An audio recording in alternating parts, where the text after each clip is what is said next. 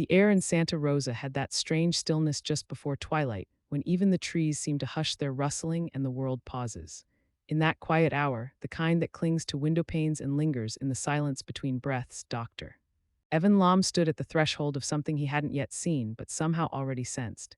He had just finished examining his last patient for the day, a straightforward case, nothing unusual, and was walking toward the front of his small family clinic, the familiar floorboards creaking beneath his steps like an old friend whispering secrets. His eyes swept the lobby out of habit, not expectation. The waiting room was mostly empty, save for two figures huddled in the far corner. A man stocky, confident, the kind who enters rooms like he owns their gravity, and a girl. She wore a red hoodie, the kind that looked too big for her frame, almost as though it had been chosen to swallow her whole. Her hair, dark and unkempt, veiled her face like a curtain drawn not for modesty, but for protection. Her shoulders were sloped inwards, a defensive architecture built over time. She sat stiffly, her hands clasped in her lap, barely moving. Dr. Lom recognized the man instantly, Marco Halkin, a neighbor.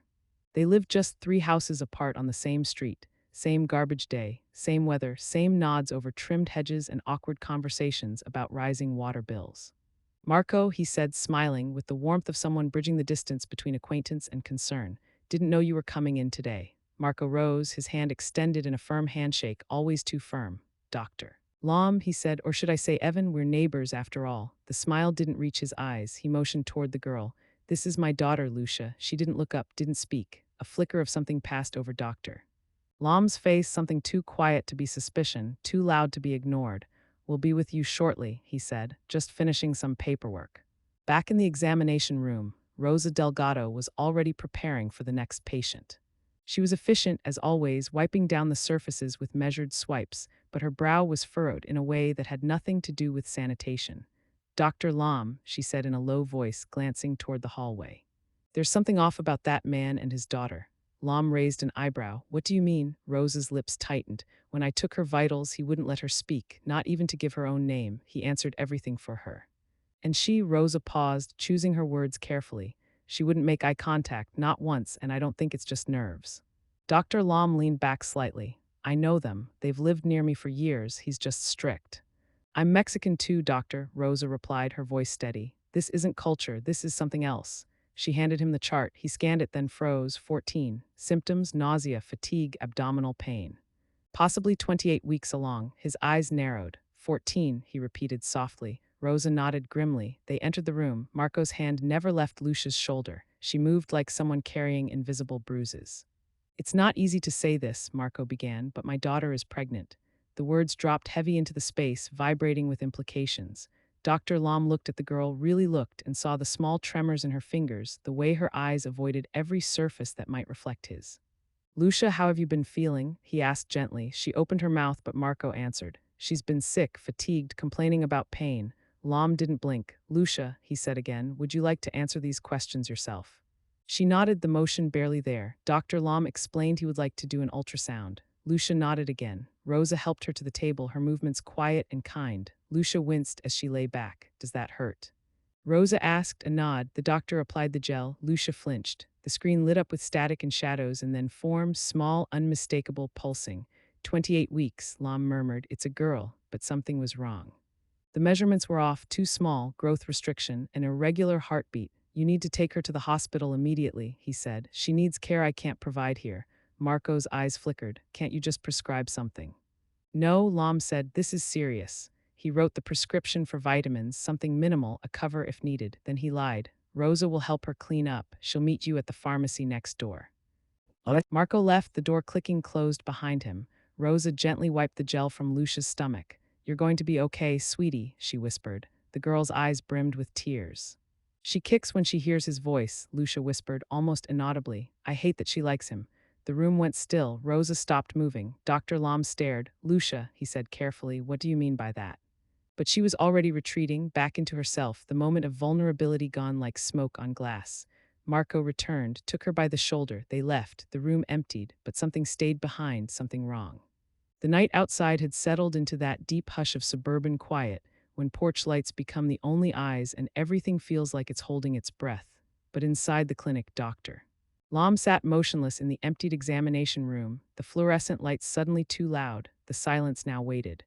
Rosa stood beside him, still holding the ultrasound printouts like they were pieces of evidence in a case nobody had wanted to believe. That was strange, she finally said. Her voice was low, steady, but uneasy. The girl, the way she said that about the baby kicking when she hears his voice. Lom nodded slowly. His mind had been replaying that single sentence like a cracked record, each loop hitting harder. Rosa continued, and hiding a pregnancy for 28 weeks. Even if the father's strict, she stopped herself, but the air was already saturated with unspoken words.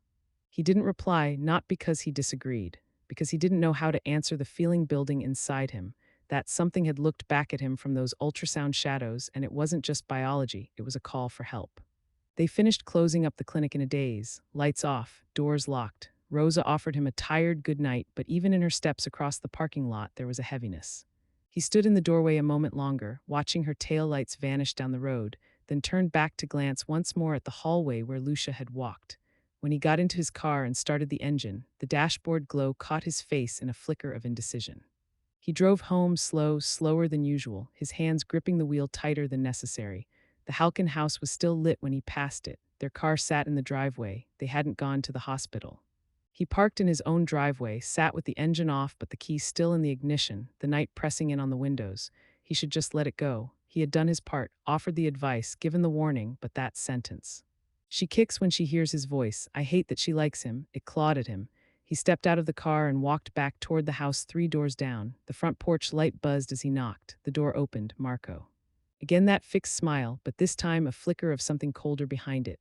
Dr. Lom, he said, is something wrong? Lom forced a calm tone. I was concerned. I noticed your car was here. Thought you were heading to the hospital.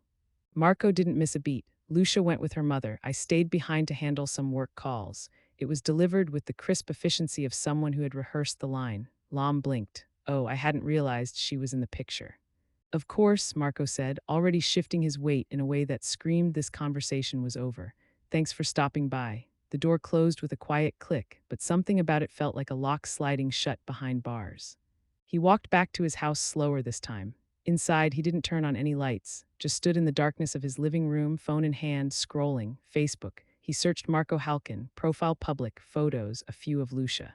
No woman, he scanned the friend list. Daniela Rivera, a name, a face, familiar in a faded memory kind of way. He clicked, scrolled, few photos, none recent, no pictures with Lucia, no family updates. Her timeline was quiet, impersonal. That absence was loud. He hesitated, then clicked the message icon. Hello, Ms. Rivera, I'm sorry to contact you this way. I'm Dr. Evan Lom. I saw your daughter Lucia at my clinic today. I just wanted to check how the hospital visit is going. He hovered over the send button, then tapped it. A part of him wanted to slam the laptop shut. Another part, the part still echoing with Lucia's voice, kept him staring at the screen. Minutes passed, then the reply came. What hospital visit? Is something wrong with Lucia? The screen blurred for a second before his heart steadied enough to respond, but before he could type, the phone rang. Facebook call, Daniela, he answered. Dr. Lom speaking. Her voice was tight with panic. What's going on? You said hospital visit. What's happening to my daughter? Lom sat down. Ms. Rivera. Lucia came into my clinic today with Marco. She's pregnant. Approximately 28 weeks. A sharp intake of breath. That's impossible, she said, her voice breaking. I haven't seen her in years. He has custody. He kept her from me. Her words came fast, frantic. He filed a restraining order, said I was unstable. I tried, doctor. I tried everything to get her back. Lom swallowed. She's also showing signs of intrauterine growth restriction, irregular heartbeat. She needs hospital care. Now. There was a long silence on the line, then a whisper. My baby, she's only 14. The pain in her voice was raw, scraping through the receiver. I want to see her right now, but I'm not allowed near her. I'll go back, he said. I'll check again. If there's anything more, I'll contact the authorities. Please, she begged. Please just get her out. He ended the call, stood, didn't change clothes, just grabbed his keys and walked back out into the night. The Halkin house stood as before, a quiet facade behind yellow light. When he knocked again, he wasn't sure what he expected, but it wasn't her. Lucia, opening the door herself. Her hoodie sleeves pulled long over her hands, eyes wide like a deer caught in headlights. Dr. Lom, she whispered, voice barely above a breath. She looked over her shoulder quickly, her body half blocking the doorway. Did you go to the hospital? He asked, gently, cautiously. She shook her head. I need you to tell me the truth, he continued, voice lower now. Is something happening here? Something you're afraid of? Her lips parted like she might speak, like a tide might finally break the dam, but from inside came a voice, booming and casual and terrifying all at once. "Who is it, Lucia? Is that the delivery guy? What's taking so long?" Her panic was immediate, her body recoiling like she'd been burned. "Please go," she whispered, already pushing the door shut. "Please," but he didn't move. "Lucia, let me help you." Her hands trembled against the frame. "I can't," she said and closed the door. He stood on the porch, frozen. The law said he couldn't force his way in. But his gut, his instincts honed over years of listening more to tone than to words, told him walking away would be a mistake.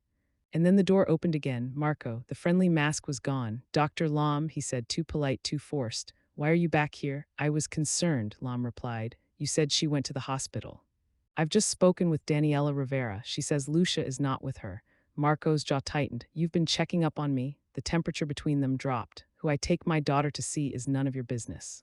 "Her health is my business," Lom countered. "She's 28 weeks along with serious fetal complications. Delaying care could be deadly."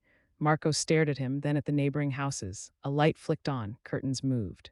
"Someone was watching. Why don't we discuss this inside?" Marco suggested smoothly. No need to wake the neighbors.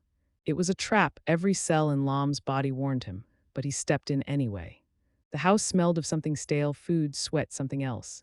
Lucia sat stiffly on the couch, arms locked around herself, face blank. "How are you feeling?" Lom asked her gently. Before she could respond, Marco cut in. "She's fine." "Just tired. Pregnant women get tired, right, doctor?" Lom turned fully to him. "This is serious, intrauterine growth restriction, fetal arrhythmia. These are medical emergencies." "We'll go tomorrow," Marco said. "She needs rest." "Not some chaotic ER visit. Every hour matters," Lom insisted. "The baby could be in distress." "The baby won't die overnight," Marco said flatly. There was a knock. "Dinner," Marco smiled, walking to the door. The moment he was gone, Lucia shifted. She reached into her hoodie pocket and pulled out a small bundle of folded photographs. She pressed them into Lom's hand with quick, desperate fingers. "More in bedroom," she whispered. He slid them into his jacket without looking. "You're being very brave," he said quietly. She didn't respond. Marco returned with a pizza box. "What are you two whispering about?" "Lucia was saying she's hungry," Lom replied smoothly. "Good," Marco said. "See, I take care of her." He set the food down. "Now, if you'll excuse us, doctor, it's late. You've done your job." "I'll be back tomorrow," Lom said, "to follow up on the hospital visit." "Sure," Marco replied, a smile stretched across his face like a rubber band ready to snap. "Good night, doctor." Once back home, Lom sat in his dim office, pulled out the photos, and felt his stomach drop. 4 photographs. All of Lucia undressed on a bed, Marco in the background, his face unashamed and close. The girl's face locked in frozen fear, evidence, irrefutable. He turned them face down, breath through the bile rising in his throat. Then picked up the phone and dialed. 911, what's your emergency? "My name is Dr. Evan Lom. I'm reporting child abuse. The victim is 14, pregnant. The abuser is the father. The child needs immediate extraction." The rest unfolded like a slow, brutal ballet. The call, the officers arriving, the evidence handed over in plastic bags. Lom waiting outside as police approached the house with silent steps and sharp eyes. A battering ram readied. A door splintered, flashlights sweeping across rooms. Upstairs, the sound of feet running, stumbling, then someone shouting from the back, "They're on the roof." Lom turned just in time to see them. Marco dragging Lucia through the attic window onto the sloped roof above the garage. She was crying, one arm cradling her swollen belly. "Stay back," Marco screamed. "I'll take her with me if I have to." Officers backed away, calling for cushions, padding, anything that could soften a fall. "Marco," Lom shouted, stepping forward. "We know, the police have the photographs, everything, it's over." Marco's face twisted. "You little bitch," he spat, turning to Lucia. "You gave him those?" She flinched. "You don't deserve to live." A car screeched to a halt. A woman leapt out. Lucia, Daniela, fighting past police. "I'm here, baby, I'm here." Lucia looked down. "Mom," she sobbed, and that was the moment. Marco yanked her closer to the edge, officers ready to rush him. "This is your fault," Marco shouted down. "You never deserved her. You never deserved either of them." That word echoed like a curse. Either. He wasn't just referring to Lucia. He meant the baby, his possession, his child, and in that heartbeat he lunged, threw her off the roof. She fell with a scream that seemed to split the night in half, but the safety cushion held. Officers swarmed her. More surged up the attic steps toward Marco. He tried to jump away, to flee in the opposite direction. They tackled him midair, dragging him down hard onto the shingles. One officer took the brunt. Another cuffed him. Lom ran toward Lucia, who lay on the cushion, trembling, whispering, "The baby, is she okay?" "We're going to make sure," he said, kneeling beside her. "You're safe now." The ambulance's red lights washed over the quiet suburban street, casting pulses of color across the faces of onlookers gathering in stunned silence. Marco was dragged down the ladder, face scraped, wrists bound, body twisting in defiance that now had nowhere to go. His shouts echoed off stucco walls as they forced him into the cruiser, but no one listened. Not anymore. Down below, Lucia was gently lifted onto the stretcher, her hands curled protectively around her belly. Paramedics moved with careful speed. A female EMT knelt beside her, brushing damp hair from her forehead, speaking soft words of comfort that didn't yet register. And then Daniela appeared again, breathless, eyes wild, reaching for her daughter with a hand that shook from years of fear and regret. "I'm here," she kept saying. "I'm here, I'm here." Lucia reached out, her fingers gripping her mother's hand like a child lost in a storm. She didn't cry. Not then. She just looked at her, the silence between them louder than the sirens. "Mom," she whispered, and for the first time that night the sob broke free. Inside the ambulance, Lom sat across from them, his hand holding the stethoscope to her abdomen, listening. The beat was irregular, too fast, then slowing. Then skipping altogether. "Still there," he said aloud, "still holding on." Daniela sat beside Lucia, whispering into her hair as though the words might keep her daughter anchored to the moment. "You're not alone, you'll never be alone again." The ambulance raced down the boulevard's siren-splitting traffic. At the hospital, they were met by a flurry of professionals, a neonatal specialist, a trauma nurse, and emergency OB. The overhead lights were too bright, the voices too fast, the smell of antiseptic sharp in the air. Lucia was taken from them then, into a room filled with machines and sterile hands. Daniela and Lom were left in the hallway, standing like statues carved from fear. Time stretched. A nurse came out, called for labs, then disappeared. Then another came to ask about allergies. Then silence, footsteps, a new doctor. Younger, calm, with unreadable eyes. "Dr. Elena Vasquez," she introduced herself. "High-risk obstetrics, you must be the mother." Daniela nodded, gripping the edge of a chair like it was the only thing keeping her upright. "Your daughter is stable," Vasquez said. "She's malnourished, underweight, and suffering from what we call chronic fetal stress, but we've started steroids for the baby's lungs. We're monitoring her heart closely. And the baby?" Daniela asked, her voice almost gone. "The next 48 hours are critical," Vasquez answered, "but we're hopeful." When they were allowed to see her again, Lucia looked impossibly small in the hospital bed. Wires, tubes, a fetal monitor blinking in the background, but her eyes were open. And when Daniela approached, she reached again for her mother's hand like it was home. "You came," she said again, as though she needed to keep hearing it to believe it. "I never stopped trying," Daniela whispered. He wouldn't let me." "I know," Lucia said. "I didn't think anyone would believe me." Lom stayed near the foot of the bed, quiet, but when she looked at him, there was something steady in her gaze. "Thank you," she said. "You saw me, even when I tried not to be seen." He swallowed hard. "You saved yourself, Lucia." "I just listened." The door opened again. Two more figures entered, Detective Morales and a woman with the kind of face that had seen too many stories like this.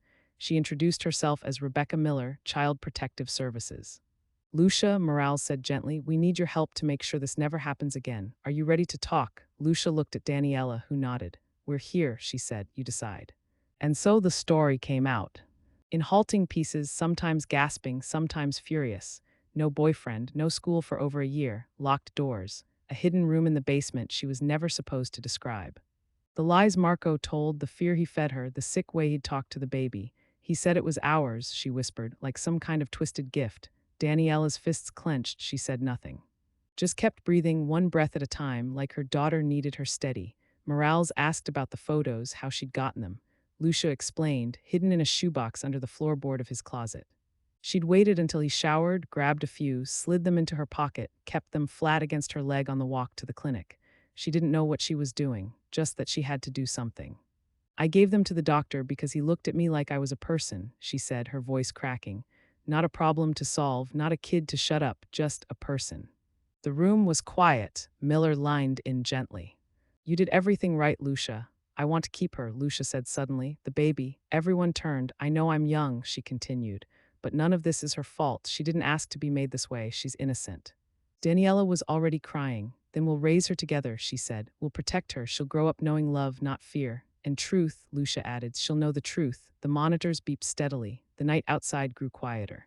Morales and Miller left with promises to return. Dr. Vasquez came and went with updates. But inside that room, time slowed, stretched into something softer, more human. Dr. Lom stayed a little longer. When he finally rose to leave, Lucia called out, Don't forget me, she said. He turned back. Never, he replied. You reminded me why I became a doctor. She smiled then, not wide, not easy, but real. The kind of smile born from survival. Daniela rose and hugged him, arms fierce and shaking. You gave us our lives back, she whispered. I just listened, he said again, but in his chest something shifted. Because he knew that wasn't all he'd done. Weeks passed and the seasons shifted. The winds in Santa Rosa grew cooler, tinged with the scent of coming rain. The Halkin house remained silent, its windows boarded, a no trespassing sign tacked to the door like a reluctant apology. The neighborhood, once lulled into a daze of quiet routines and well-kept secrets, had woken up. Some still crossed the street when they walked past that house. Others simply stared too long at the broken curtains swaying behind glass. But none could pretend anymore, not after the headlines, not after the trial began, not after a girl named Lucia stood in open court, voice trembling but true, and named her abuser, Doctor. Lam returned to his clinic each morning with heavier shoulders, not from regret but from knowledge. The knowledge that even in the most normal-looking homes, monsters could lurk. And children could suffer in silence for years, invisible to everyone until one person chose to ask a second question. The news stations moved on, the reporters stopped calling. The court proceedings carried forward with measured solemnity. Marco pled not guilty, but the evidence was too much. The photos, the medical records, the testimony of Lucia, unwavering despite her age. He was denied bail. The district attorney announced a possible life sentence. Lucia stayed in the hospital for 2 more weeks, enough time for her body to recover, enough time for the baby's heartbeat to stabilize. When she was discharged, Daniela took her home, not to the place where the pain had begun, but to a small second-floor apartment across town, freshly painted, with soft rugs and a crib waiting in the corner. Lucia hadn't chosen a name yet. Sometimes she called her Little Bean, sometimes just her, but she talked to the belly now, not with dread but with cautious hope. You're not him, she'd whisper. You're yours, and I'll protect you. Lam visited once or twice, always bringing something, a box of prenatal vitamins, a stack of books, a lavender-scented blanket someone at the clinic had donated. He never stayed long. Just enough to check vitals, to ask if she was sleeping, to sit quietly if she didn't want to talk. Sometimes Daniela made tea. Sometimes they just shared silence, and in that silence something healing bloomed. One afternoon, Lucia surprised him by showing him a sketchpad. Inside, charcoal drawings, simple but raw, a pair of hands reaching up, a child curled on a bed of thorns, a bird in a cage. But on the last page, a girl holding a newborn, her back turned to a burning house. That's you, he asked. She nodded. That's freedom. She didn't smile, but her chin lifted. He could see the beginning of pride there, cautious and earned. Then the baby came. It was a cold November night, rain splattering against the windows like distant applause. Daniela called him just after midnight. It's happening, she said, her voice breathless. She's scared. Would you come? He didn't hesitate. At the hospital, Lucia labored for hours, sweat beading her forehead, eyes clenched shut. But when the first cry pierced the room, something inside her shifted. A tear slipped down her cheek, but she was silent, staring at the tiny creature placed on her chest. The baby's skin was a soft red, fists curled, eyes squeezed shut. She's here, Lucia whispered. She's really here. Daniela hovered at her side, her hand never leaving Lucia's. Lam stood at the foot of the bed, feeling the strange, quiet pull of witnessing something unspeakably pure after so much darkness. Later, in the recovery room, he asked if they had chosen a name. Maya, Lucia said, it means illusion, but also in some cultures it means dream. A dream after a nightmare, Daniela added. Lam nodded, emotion catching at the back of his throat. She's beautiful, he said, and meant it. After the hospital, the visits grew less frequent. Lucia needed space, time. Not just to raise a child, but to rebuild a sense of self from the ashes Marco left behind. Therapy sessions filled her weeks. CPS check-ins became routine. But slowly, steadily, the wounds began to heal. Some scars would remain, invisible and deep, but they no longer bled. Maya grew, her cries softened. Her eyes began to follow light, then movement, then faces. Lucia would sometimes just sit and watch her sleep, hand resting gently on the baby's chest, matching the rhythm of breath. One spring afternoon, almost 6 months later, Lucia came to the clinic not as a patient, but to visit. She wore a pale yellow cardigan, her hair longer now tied back, Maya in a carrier pressed to her chest. Rosa cried. Lam didn't, but he did reach out and touch the baby's tiny fist with the back of his knuckle. Hello, little dream, he said. You've got the strength of 2 lives in you. Lucia smiled, tired but genuine. We're okay, she said simply. We're still healing, but we're okay. That night, as Lam sat in his office catching up on charts, a letter slipped under his door. No stamp, no envelope, just a folded piece of paper. He opened it. The handwriting was uneven but clear. Dear Dr. Lam, Thank you for seeing me when I couldn't look up, for listening when I didn't speak, for coming back when I told you to leave if you hadn't. I don't want to think about what would have happened. Because of you, my daughter is safe. Because of you, I'm not afraid of tomorrow. I don't know what kind of person I'll become. But I'll never forget who helped me survive long enough to find out. Lucia. He folded the note carefully and placed it in the drawer with only two other letters, one from a former patient who'd survived cancer, another from the mother of a boy he'd treated after a car crash. He never needed many, just a few reminders of why it all mattered. Outside, the sky turned the color of dusk. The Halkin house remained empty, but 3 streets over, a new life began in a second-floor apartment with laughter and lullabies. A young girl who had once whispered, "Please go," now read picture books aloud, her voice steady, her hands sure. And sometimes, when the baby slept and the night grew quiet, she would sketch again, this time not cages or thorns, but wide open fields and sunlight. The stories she drew no longer ended in silence, they ended in breath, and somewhere inside a quiet clinic on the edge of Santa Rosa, a doctor sipped his coffee, pulled a chart, and waited for the next knock, the next quiet cry, the next chance to listen and to believe.